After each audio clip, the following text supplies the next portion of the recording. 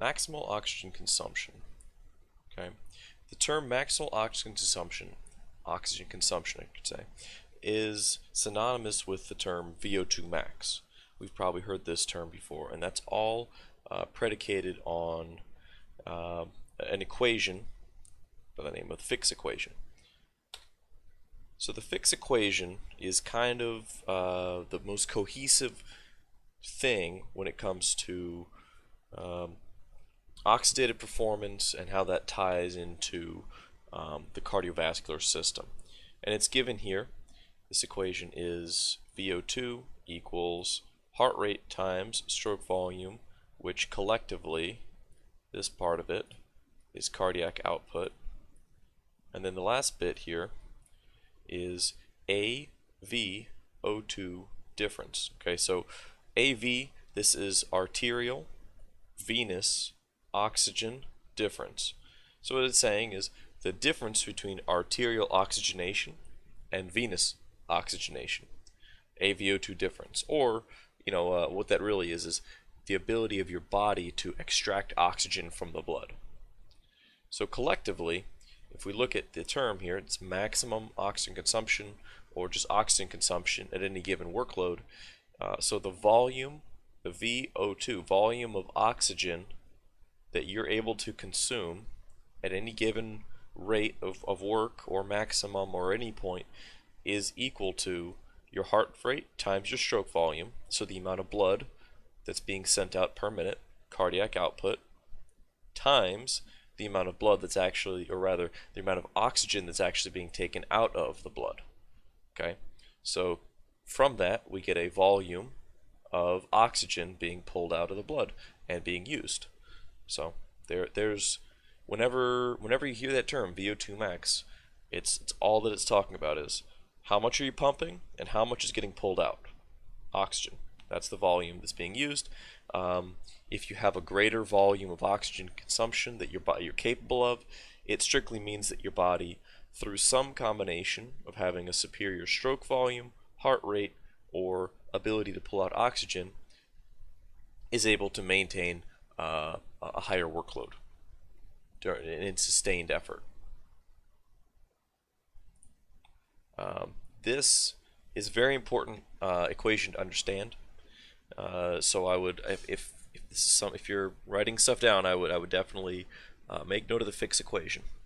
This is something you'll see in this course, and you'll also be seeing it in life. You should be able to generalize back a lot of things in this field to this equation. It's one of the most central things within exercise physiology.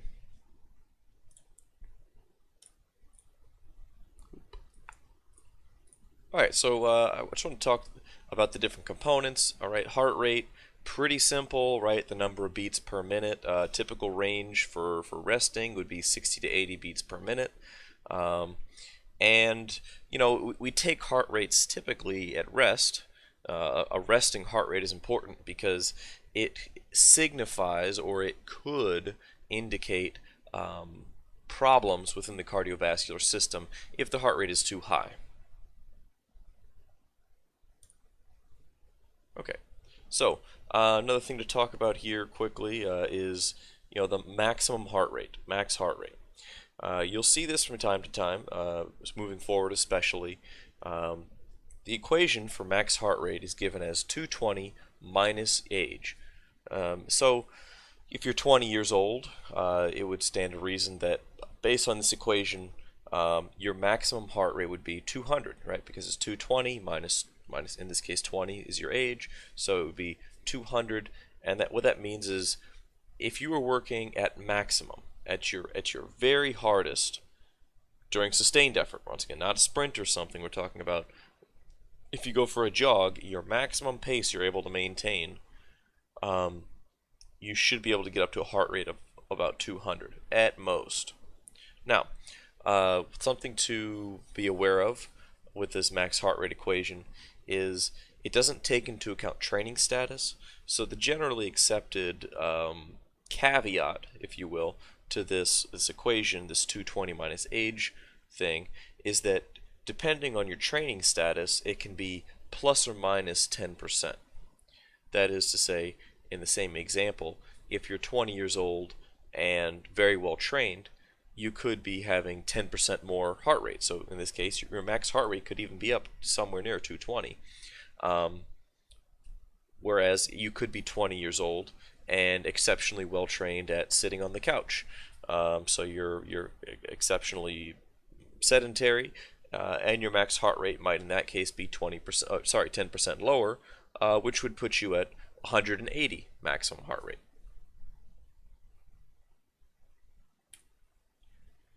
Alright, so this graph just shows treadmill effort. So if somebody were to be on a treadmill, and this study was done here where we have heart rate on the y-axis, treadmill speed or intensity here on the x-axis, and simply put, heart rate seems to rise pretty linearly, right, with work.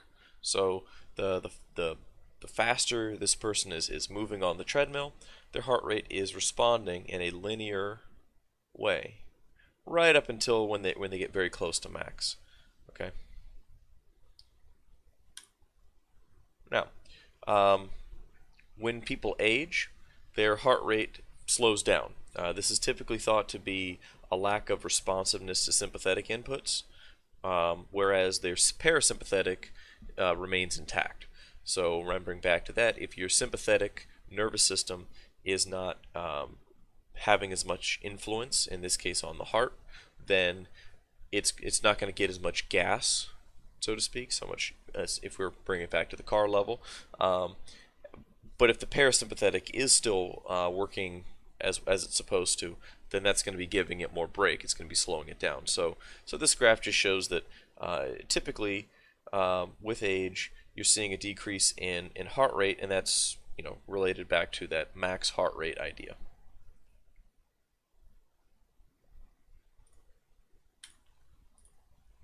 Alright, so let's look at stroke volume a little bit.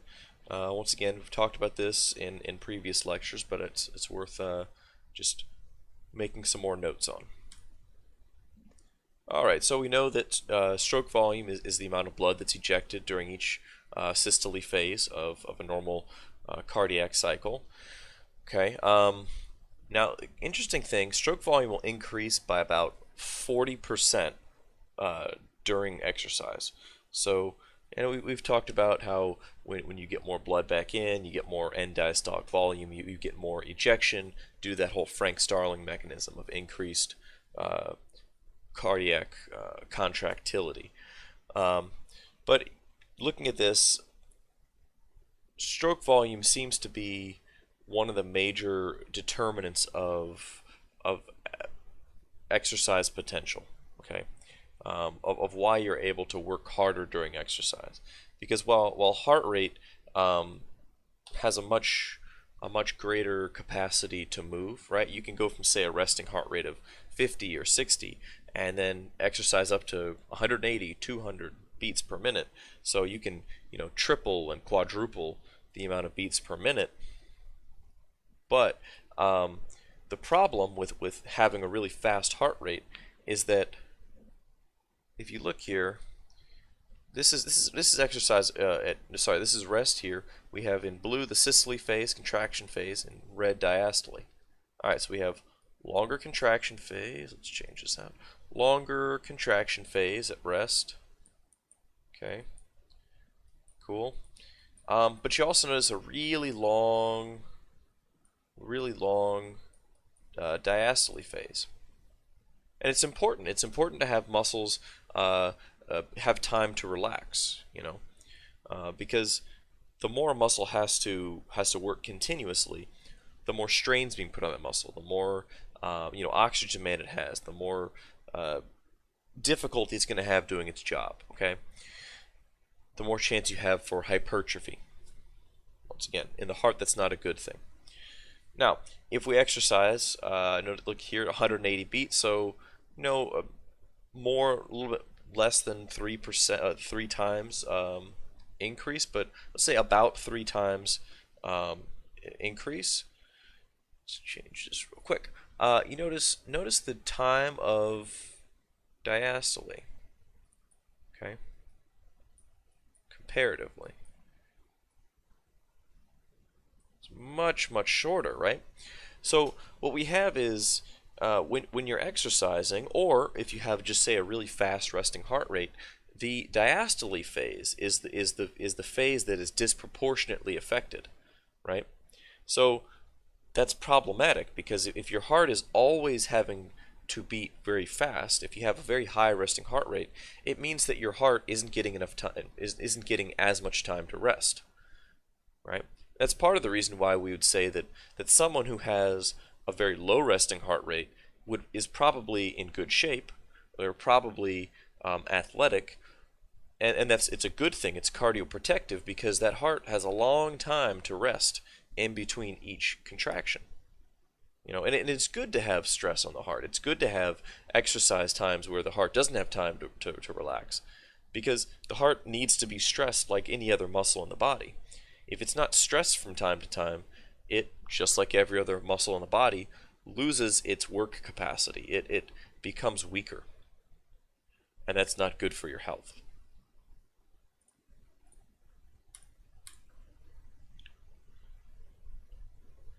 All right, so as I said, um, increasing stroke volume, having a greater stroke volume a is a sought after benefit of exercise. It's a very positive thing that your body does to adapt to that exercise load. Your stroke volume increase, and it does dynamically well as well. It accommodates exercise through that whole Frank Starling mechanism chain I mentioned earlier, and that is one of the bigger things that you get out of exercising and um, you know, maintaining good cardiovascular conditioning.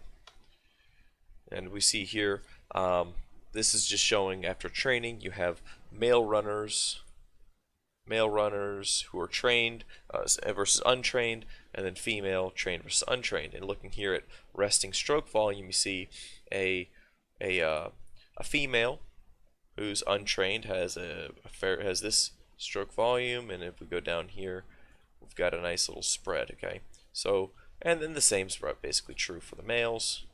Okay, with training, stroke volume increases at rest. Okay, now if we think back to that whole fixed equation, right, we see that cardiac output equals heart rate times stroke volume. Okay, so if our stroke volume is increasing as we become more well trained, if this is going up, then our heart rate is able to go down, and that's why someone like a Lance Armstrong might have a 38 resting heart rate. That's half of some people, but realistically, he probably has double the stroke volume of those same people. So maintaining the same cardiac output is possible while having a significantly lower heart rate, allowing that heart to have more time to relax and perfuse and get metabolites out, right? Just because you're able to eject more per pump, you get more efficiency, and that's very positive for your cardiovascular system.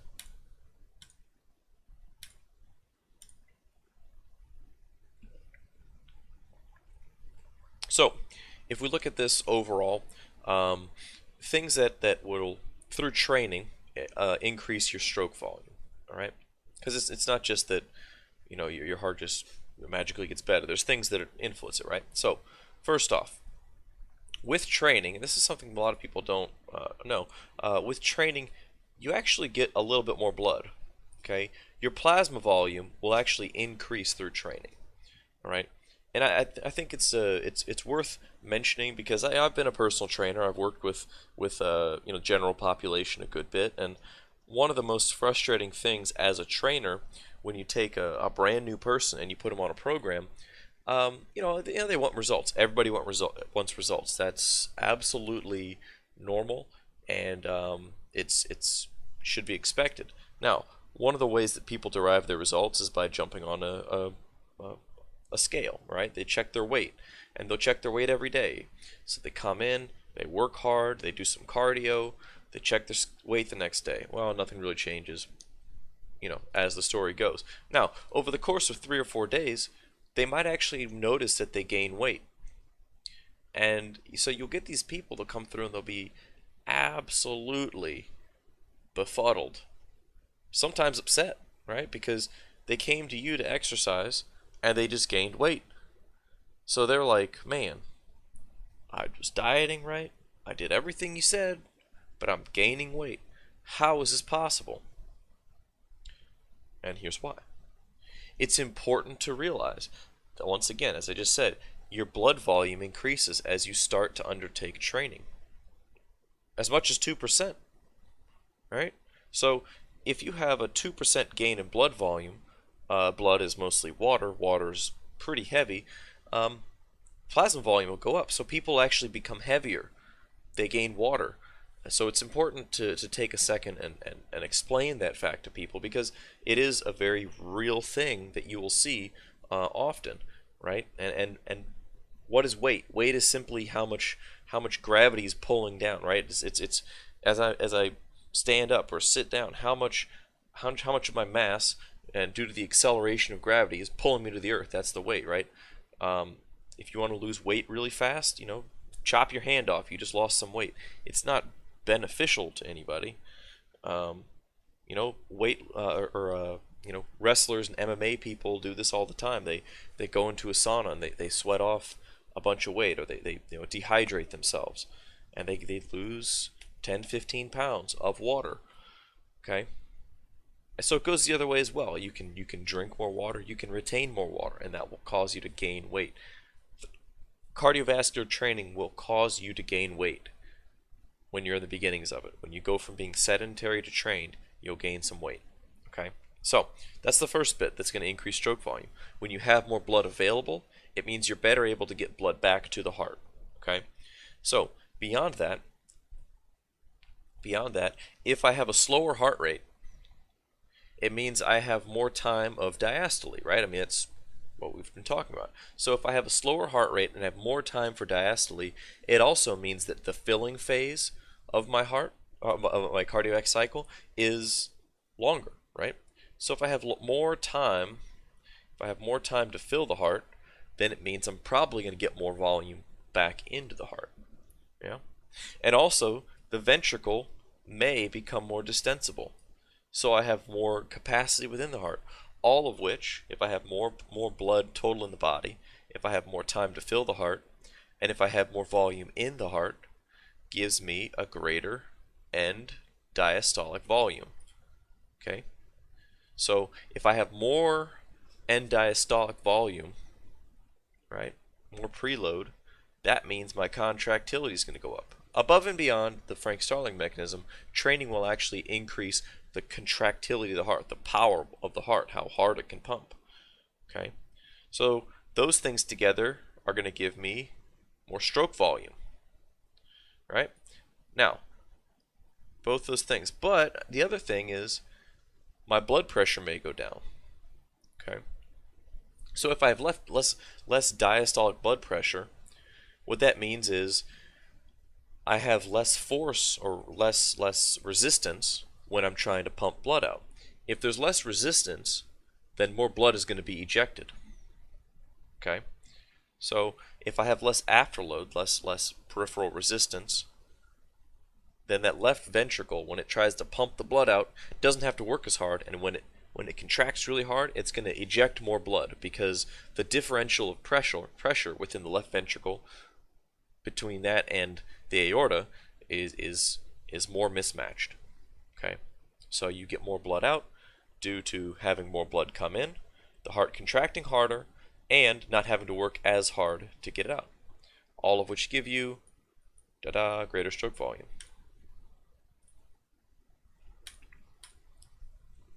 All right, so here's something that's kind of interesting. This study was basically, we saw back with the heart rate, you saw it was a pretty linear increase, almost all the way till the end. Okay, but then let's look at the same thing. So treadmill exercise, same time points. Here we have stroke volume. Before it was heart rate. Okay, on the y-axis. So as treadmill speed increases, we have a pretty linear increase in stroke volume. It's going up, up, up, up, up. And then here it caps off and it kind of stays stagnant, right? I mean, it's not really moving. And then, uh-oh, it's going down. What's happening there? Well, let's I'm gonna superimpose let's see how well I can draw a straight line, but let's superimpose what the heart rate kind of looked like. All right, so heart rate kind of did this. If you remember back to the other slide, it kind of went up like this, and then it curved a little bit. Okay. So what's happening here is you have a pretty linear increase in heart rate, and then it curves off a little bit at the top. Well, stroke volume, the heart can only get so big. Okay, the heart can only let so much in. There's only so much it's gonna cap out at. So you'll cap out at that max stroke volume somewhere around 60-ish% of your VO2 max. Okay, then it's at that point you're really relying on heart rate to get you the rest of the way, to get you more cardiac output. And the reason that you start to see a decline in stroke volume is that as the heart starts going faster and faster, right? If we're going to say this is a heart rate, okay? As the heart starts going faster and faster, you start having less time of diastole. When you have less time in diastole, you have less time to fill the heart. And as we've established, if you don't have the more blood you bring into the heart means you're having more stroke volume, right? Because you have more preload, means more ejection, right? Well, if you have less blood coming in, your preload goes down. If your preload goes down, you don't have as much of that Frank-Starling mechanism, and you don't have just as much come in, so you have less go out, right? It's just that simple. So less comes in because you have less time to fill due to the heart rate being so fast. And that just means you're not getting as much out per pump. Now, being that heart rate continues to go up so well, this doesn't really hurt the person. It's just a characteristic. Now, there is a certain idea that if your heart starts going so fast, well, it could actually be bad for your performance characteristics, because if you're going really fast, like I'm talking, above 190, maybe 200 plus, something in there, your heart just physically doesn't have enough time to fill, so your stroke volume starts becoming significantly impaired at that point. So, there's thoughts about that. It's kind of difficult to study people working at 200 heart rate anyway, so that's not fully fleshed out.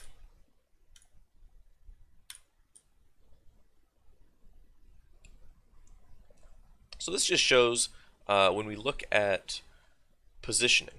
Okay, and this is something we've talked about with stroke volume, right? And that was gravity, right? If you're standing upright, we would expect that your heart rate would be higher and your stroke volume would be lower, because you're having a harder time bringing blood back to the heart, right? And if you're working supine, same thing is basically as we talked about before. You have an easier time bringing blood back to the heart because you have less to work against. And that's mimicked here when we add in the wrinkle of workload. Okay, so if you look here at rest, low intensity, intermediate or moderate, say, and then peak or very, very high intensity. When you're in supine workload or supine work position, okay, end systolic volume, okay, versus end diastolic volume. Well, end systolic volume doesn't really change, right? And diastolic does, because all those things we talked about, we're getting more blood back, all that kind of stuff. So at the end of diastole, we're still getting a lot of blood back. We get a good return.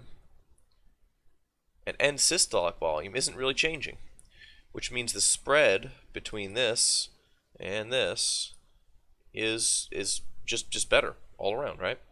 Now, and that's stroke volume. If we work at upright, notice that our end systolic volume starts to go down and down and down and down. And diastolic volume is going up, but in both of these cases, they're lower.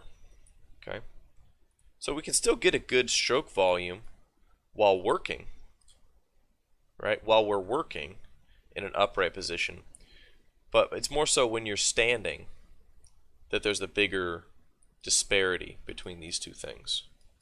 Okay, and simply the reasoning is, your end systolic volume goes down when you're working upright, and so does, relative to the supine condition, your end diastolic does as well. But the net between the two is really about the same. Okay, I would say probably this is about equivalent to that, give or take. This is probably a little bit higher, but pretty close. So let's talk about the last component of this whole Fick's equation, right, of oxygen consumption, and that is AVO2 difference. All right. One way to think about this, when you look at that whole Fick's equation, is that stroke volume and heart rate are central factors; they're heart related, and AVO2 difference is a peripheral factor. It's wholly related to the muscles, the ability to get oxygen to the muscles. So now we're talking about how are our vessels doing? Are they doing their job, right? Because your arteries and your veins, their job is to move blood to tissue and then back to the heart. So if they're not doing their job, it really doesn't matter how good of a heart rate you have or a stroke volume or anything like that. If your body's not absorbing the oxygen, if the blood is not getting to the muscle, and that muscle isn't able to extract that oxygen, then it really doesn't matter. It doesn't matter how fast your heart's going or if anything. It's all about how able you are to get oxygen to the muscle. So, AVO2 difference, this is putting it in words essentially. As I've said, it's just, we're talking about the difference between arterial oxygenation and venous oxygenation. Right? And so that difference in O2 concentration can be accounted for by a number of things. Okay, one of those things being oxygen transport. Okay, so hemoglobin concentration. There is a little bit of dissolved oxygen in the blood. Okay, oxygen availability. So that is HB being hemoglobin. How much does that hemoglobin want to bring up the O2, which we'll talk about in a bit. And then myoglobin concentration. So the muscle has a factor that's a bit like hemoglobin structurally. It's a structure that grabs up oxygen. The only difference is it's bound in the muscle. It only deals with getting oxygen into the muscle. Then we have oxygen utilization, and this is really the big one, right? Mitochondria size and number. Collectively, we could just say density, right? Because if you have more size and number, then you have a greater density, right? So oxygen oxygen uptake or utilization is really dependent on all these factors. And here's kind of what it looks like. Okay, so if we look at rest, just some dummy numbers here. We have, say, 20 milliliters of oxygen per 100 milliliters of blood. We might have an AVO2 difference of 4 or 5 milliliters. Okay, which leaves us with just by subtraction. We take, say, 5, say 4 to 5. We have then we have 15 to 16 milliliters, right? Because we've taken out 4 or 5 milliliters out of the 20. Right? So we've subtracted, give or take, a fourth of the oxygen out of the blood. Okay. During exercise, notice that number gets a lot bigger. Okay, because during exercise, during endurance type work, you're activating that oxidative system to a much greater extent, which is causing you to suck up a lot more oxygen out of the blood. Okay, so in these conditions, our AVO2 difference is 4, say 4 or 5 here, and here it's 15. So while the cardiac output will go up, like I say, much more than, say, initially we were saying like the heart rate maybe starts out around 60 and it'll go up to 180 or something. That's a threefold increase. Stroke volume goes up by 40-ish%. Okay, so that's a pretty big jump. And then your ability to actually pull up oxygen is now going up, say in this case, about 3 times as much, right? So that's a huge amount of oxygen consumption when you compare resting versus working, and it's all due to those factors. All right, so I said I'd mention this, and it's really kind of cool. Let's see how much you guys are jumping out of your seats excited about this. But Um, oxygen dissociation. All right, so oxygen is sorry, not oxygen rather, but hemoglobin is kind of an interesting um, critter, if you will. All right. So hemoglobin, of course, is the thing that oxygen is carried on. All right. And it's of course in your blood. It's red blood cells, all that kind of stuff. Now you've been told, yeah, it pulls up oxygen and it uses it. That's true. But how does it do that, right? Because take a second to think about it, right? We have this molecule, right? And when it comes into contact with oxygen, it grabs it and it binds it to itself, right? All right, and then it goes around your blood, and at some point it's supposed to release it. Yeah, because otherwise it would just stay bound with oxygen and then float around the body, all happy because, you know, the lonely hemoglobin had just grabbed up its oxygen, and now they're just buddies. Um, so what makes it give off the oxygen? At what point does the hemoglobin go, all right, oxygen, I'm not feeling you right now. Go away. You know? Well, it's due to the oxygen dissociation curve. All right. So if you look at this, if you look at this right here, we have pressure of oxygen. Okay, so we can substitute that for availability of oxygen. Okay, how much oxygen is available? That's going to be on our x-axis, and then we have the saturation of oxygen on our y-axis. So saturation is another way of saying affinity. Okay, because if say there's a high affinity for oxygen, well then the saturation level will be higher, and if there's a low affinity, right, if the hemoglobin doesn't want the oxygen, then saturation will be lower. All right. So let's look at this. So that we can see this is showing the relationship essentially then between the pressure of oxygen in solution versus how much the hemoglobin wants to bind with the oxygen. All right. So let's look at this. So as the pressure of oxygen in solution increases, we see that saturation does as well. Okay? So when the pressure of oxygen is very high, at its highest point here, 100% oxygen availability. Okay, 100 millimeters, not percent. Anyway, 100 millimeters of mercury. Bam, that's our highest point. Okay, so high saturation when there's a lot of oxygen available. Okay, now if we move down the curve, okay, as oxygen availability, okay, as there's less oxygen around, okay, when oxygen availability starts to drop, notice that hemoglobin starts to drop as well. You know? Let's put this in terms of baseball. You guys know I'm not a huge sports guy, but like let's say x-axis here is Cubs winning. Cubs start to win, fanboys increase.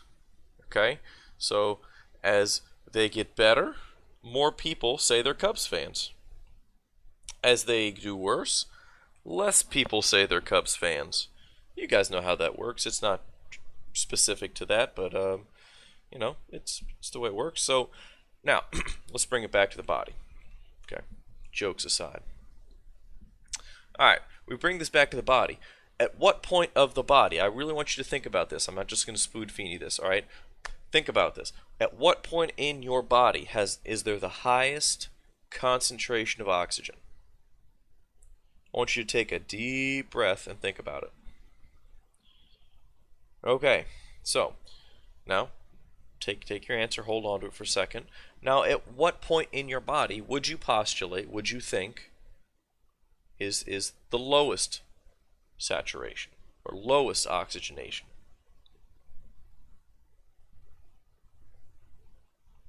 Okay, I mean it's kind of set on this slide anyway, but let's think about it. Okay, so when I take a deep breath in, oxygen comes in through my lungs. Okay, goes into my lungs, interstitial tissue, those capillary beds pull it up. Great. Okay. My lungs have the highest concentration of oxygen. Okay. Just so happens that when hemoglobin goes to the lungs, it has an exceptionally high affinity for oxygen. So when there's a lot of oxygen, it wants to grab onto it. And when oxygen levels are low, it wants to get rid of it. Well, oxygen levels are low at the place that actually uses the oxygen.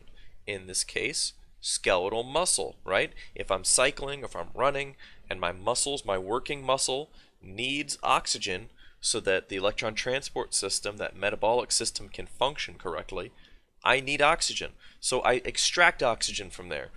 Well, just so happens that when oxygen levels get low, hemoglobin starts not wanting oxygen anymore. It starts kicking it off.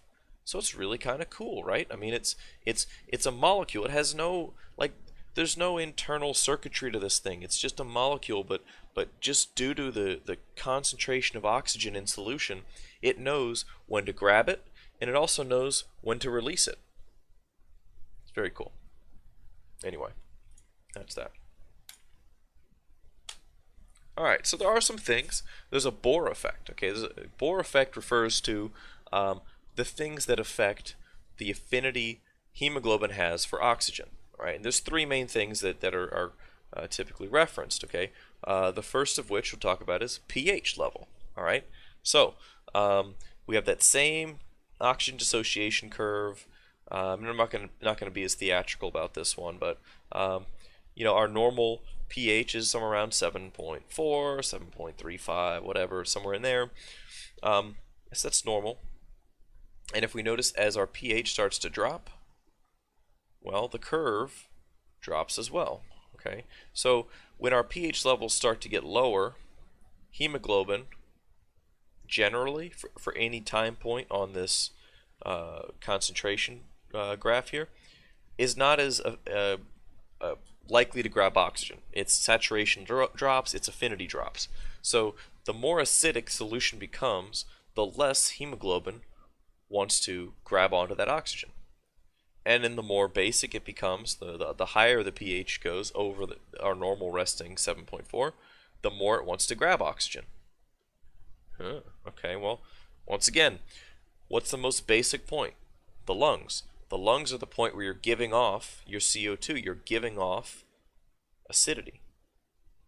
The point of highest acidity is the working muscle, because that is the point that is producing a lot of extra hydrogen ions, those protons going out into the blood, and that is lowering pH in that area. So when blood goes to that area, it goes, nope, don't like oxygen anymore, and it lets it go.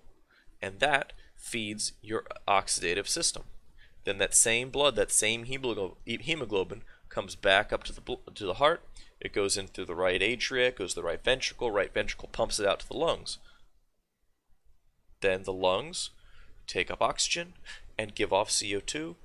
That's your most basic point. So you have an increased affinity for oxygen when you start giving off that pH.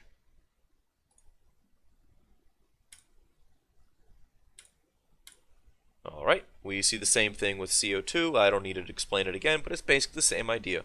When you have high CO2 at the muscle, when you have low CO2 at the lungs, more likely to take up oxygen, less likely to take up oxygen. And in fact, more likely for that hemoglobin to donate the oxygen. And lastly, you see it with temperature. Okay? The higher the temperature, the less hemoglobin wants the oxygen. The lower the temperature, the more it wants the oxygen. You can probably guess where the lowest temperature point of your body is, and then where the highest point is as well. Okay? Now, it is important to note one thing here. Carbon monoxide. You've probably heard carbon monoxide is bad for you. The reason being is that carbon monoxide will bind with hemoglobin, and the difficulty is hemoglobin loves carbon monoxide. Okay, like hemoglobin loves carbon monoxide. It's somewhere in a factor of 300 times the affinity that it has for oxygen. Okay, so the problem is if you breathe in a lot of emission from cars, which blows out a lot of carbon monoxide, propane tanks, burning gas, anything like that, you can get unspent CO2. And anyway, that CO2 can bind with your hemoglobin. And if you have hemoglobin bound with carbon monoxide, well then that hemoglobin is effectively lost to the body. It doesn't do anything anymore. So your useful hemoglobin drops. Now, if you breathe in enough CO2, you just die. You know, it's kind of like the whole when people go into a garage and turn on their car and hunker down. That's what they're doing. They're breathing in enough CO2 that the hemoglobin will be completely bound with carbon monoxide, and they asphyxiate. So that's why it's important to have carbon monoxide filters. But also when you look at not filters but detectors. But also when you look at performance, it's important to consider your environmental area. If you're having a competition in a highly polluted city, if you look, they have these. There's some records from past Olympics. I believe one in Mexico City. Well, it's high elevation as well, but anywhere that has high smog, the run scores go down. People's ability to do endurance work is reduced, and it all comes back to the Fick's equation, right? Heart rate, stroke volume, AVO2 difference. If carbon monoxide is bound to your hemoglobin, or at least even just a small percentage of them, then your oxygenation of blood drops. If you have less blood oxygen, then and you pull out a certain amount, then the differentiation between arterial and venous oxygen is less, which means your maximal ability to consume oxygen is less.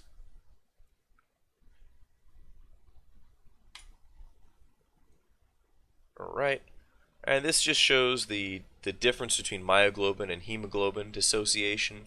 Notice hemoglobin has this nice curve.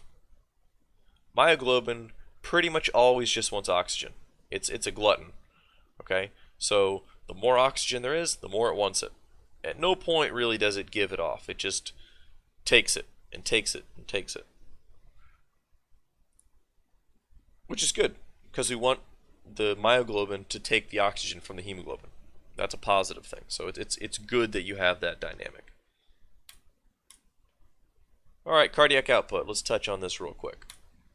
So if we look at cardiac output, it is, once again, heart rate and stroke volume. Okay. Once again, cardiac output sometimes referred to as Q. All right. So the things that are affecting heart rate are parasympathetic and the sympathetic nervous system. Okay.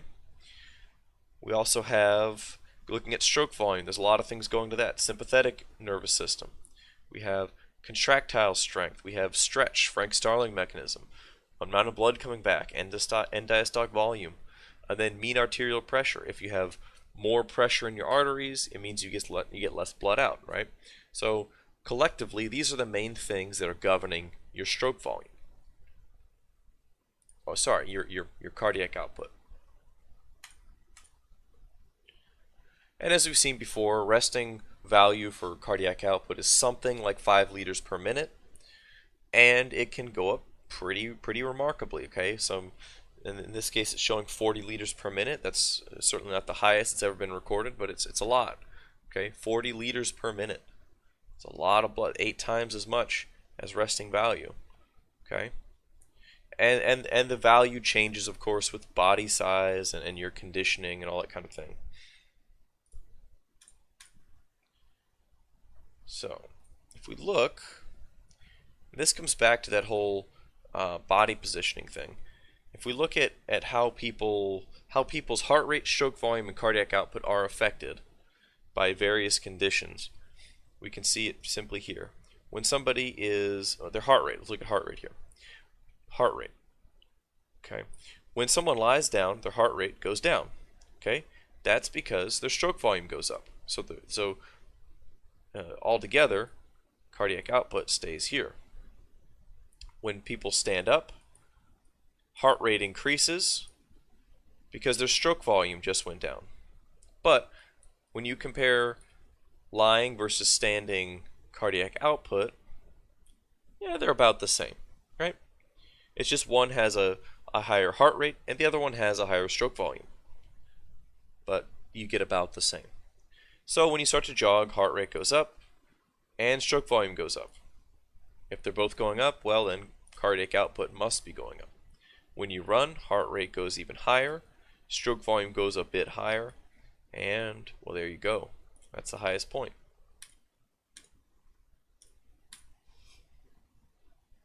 Alright, so blood plasma. Blood plasma can be reduced with exercise, and that there's a number of reasons for that. Okay, there's one, interstitial area goes. The interstitial area will take some of the fluid, some of the plasma from your body. So as you start to say cycle, you'll notice that pump kind of happen in your legs. Well, to a certain extent, you have a closed circulatory system ish. Okay, membrane, mitochondria, sorry, not mitochondria, capillary beds are a bit leaky. Okay, and so what you'll have is some minor leakage, some seeping of fluid out into what we call the interstitial spaces or interstitial areas. And the interstitial spaces literally just mean the space in between tissues. Okay, and it gets pulled back pretty rapidly, but yeah, you do lose some plasma to that, and you also can due to sweating. Okay, because as we all know, if you say you're doing cardio for a while, you start to sweat. In some cases profusely, depending on temperature and workload. You can lose a decent amount of sweat. So the importance here is if you're losing sweat, there's a couple things that come off of that. Okay, both of which are going to hurt your performance. Okay, one, if you're losing plasma, then it means the concentration of your hemoglobin goes up.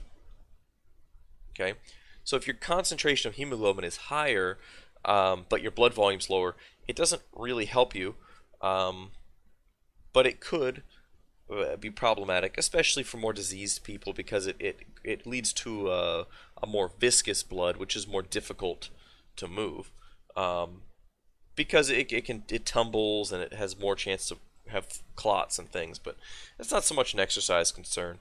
The big thing is that if you're losing plasma, then it means, as a result, you're getting less blood return to the heart. If you're getting less blood come back to the heart, it means your stroke volume goes down, which of course means your heart rate goes up.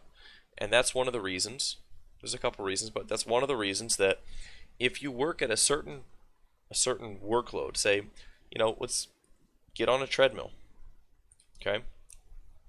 If we get on a treadmill and we work at a certain workload, say, I don't know, 10 miles per hour. Over the course of an hour of work, what we'll notice is that heart rate will gradually creep up. Okay, not a lot, but a little bit. And that's kind of interesting, right? Because if we take heart rate be on the y-axis, right? And over here, we just have time, right? But if workload stays the same, you would expect that the cardiac demands are the same, and AVO2 differences are roughly the same. So why is heart rate going up? Well, you're right, cardiac output does need to stay the same. But if stroke volume is going down because of a loss of blood plasma, then heart rate has to go up, simply put. So to maintain a consistent cardiac output, your heart rate goes up to account for drop in stroke volume. Now, don't get me wrong, it's not like you have a massive drop. It's not like people are gonna die after an hour of running or something. But a slight drop in plasma volume results in a slight increase in heart rate. So now that we've talked about the various elements of the Fick's equation and thus oxygen consumption, let's talk a little bit about training effects. Okay. So beyond the fact that we saw stroke volume increases with training, in this case running, we can also see that hemoglobin concentration does as well. So you have more grams of hemoglobin in blood than you do when you're trained than when you're untrained. And you can see here it's a pretty nice increase, right? And the reason this is important is if you can carry more hemoglobin, then it means you get more oxygen in your blood. More oxygen in the blood increases your ability to extract it. Okay, you have more availability of oxygen, you have more ability to utilize it. So that's pretty important. It's also the basis of a little something called blood doping. Blood doping is, of course, when people figured out this whole idea of the Fick's equation. They went, well, okay, training will increase hemoglobin, but what if I'm already trained? What if I want to work at an even higher level? How do I do that? So initially people were they were getting blood pulled out. They would spin it down, take all the hemoglobin, and freeze it in a deep freeze. And then right before a race, they would de-thaw it and then inject it back into the body. Okay, so they had a really high concentration of hemoglobin, and all of a sudden people were performing at levels that were just never seen before. You know, it's very exciting. Right until there were some deaths and there's some problems with blood doping and whatnot. But anyway, that's essentially what it is. Blood doping is when you increase hemoglobin, and there's a number of ways to do it. But when you increase hemoglobin count for the purpose of increasing your performance in a sport. So, another thing you get with training is a faster rise, or rather onset, of oxidative system capacity, right? You get to steady state faster. Okay, your Krebs, your electron transport system, they kick in faster, and that faster rise means that you're not doing as much anaerobic work, which means you're having less lactic acid formation. You're not depleting your creatine phosphate as much, so your anaerobic systems they stay more intact, whereas your anaerobic systems are better able to put out consistent work faster, and that's beneficial to long-term performance. So when we put a bunch of things together, what we can see here is collectively, here are the things that happen with training to increase your AVO2. Sorry, not your AVO2, your VO2 max. All right. So first off, more preload. We talked about that. Less afterload. Okay. Less afterload. That's due to sympathetic nervous system activation with working muscles. Remember, we talked about how the working muscle gets a dilated artery close to it, which would then shunt blood to that area. Well, if you have more vessel area in the arterial system, you get a slight drop in afterload. In fact, if you guys are ever taking blood pressure before and during exercise, you might notice a very slight drop in diastolic blood pressure.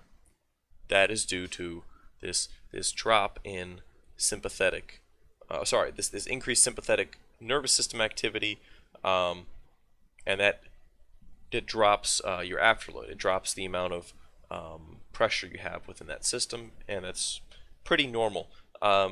If it drops too much, it's problematic, but it's pretty normal. Maybe 5 millimeters would be pretty average, or it'll stay the same. But anyway, so going from here, these two things give you more stroke volume.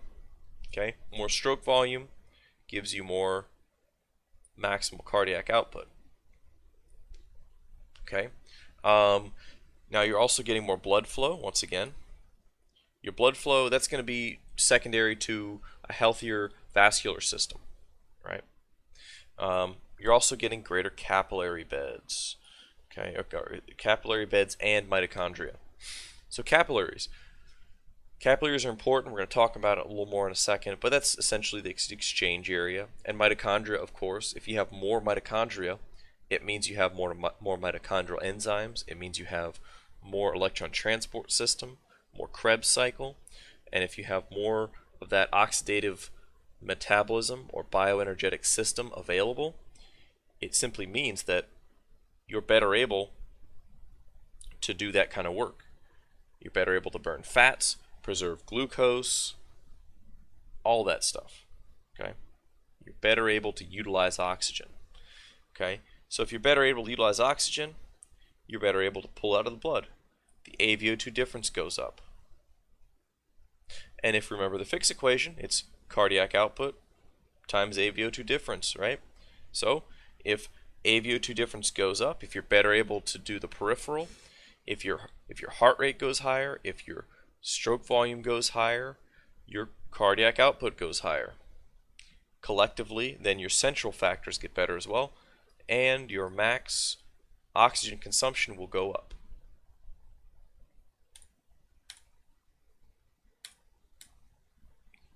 Okay, so training, the best way to train somebody to increase VO2 max is somewhere about 90-ish%. Okay, and it depends on how trained they are, but when someone's highly trained, you have to work really hard. Okay, now don't get me wrong, you still get training, adaptation here. You know, even 40%, you get something. Okay, but about 90-ish% is where you're going to see the most adaptation to VO2 max for most people. All right. Now looking here, if you go above that, you see you're working supra-maximally. If you go past this 100 level here, right? And if you're going supra-maximal, it means you've stopped even taxing the oxidative system, and you're now taxing anaerobics to get the job done. So anyway, 90%, that's your number to work at if you want to have maximal VO2 max adaptations. All right, so capillary density.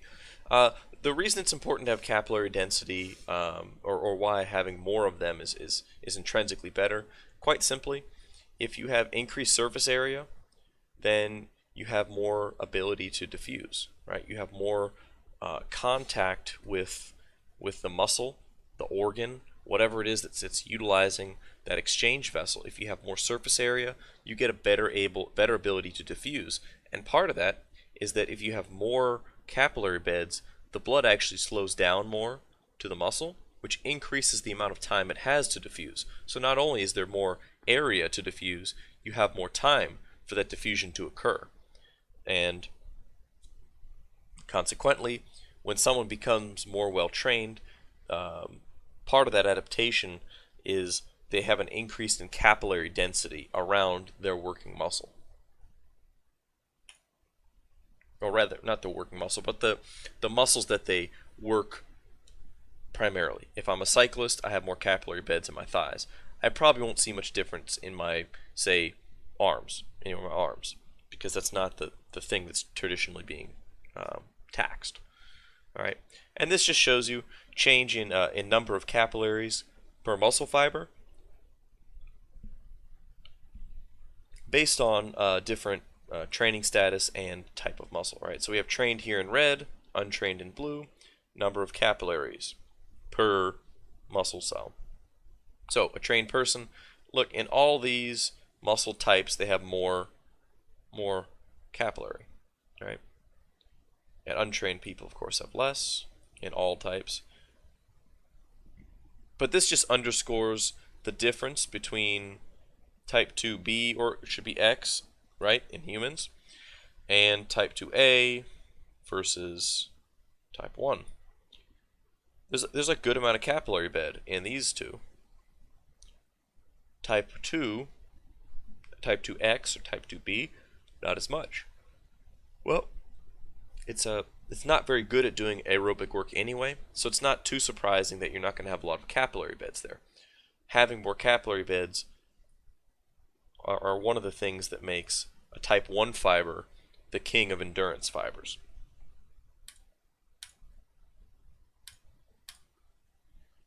So, looking at it all together, changes in the cardiovascular system which increase your capacity to work. Okay, so we have more blood volume, we have more red blood cells, our stroke volume goes up, cardiac output goes up, your diastolic volume goes up, so you have more end diastolic volume, right? Plasma volume goes up as well.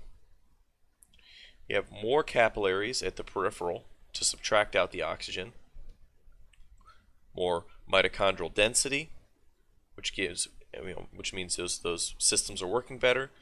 You have better capacity for the muscle to respirate and extract oxygen from the blood. So there you have it, right? Central factors influencing cardiac output, peripheral factors influencing AVO2 difference.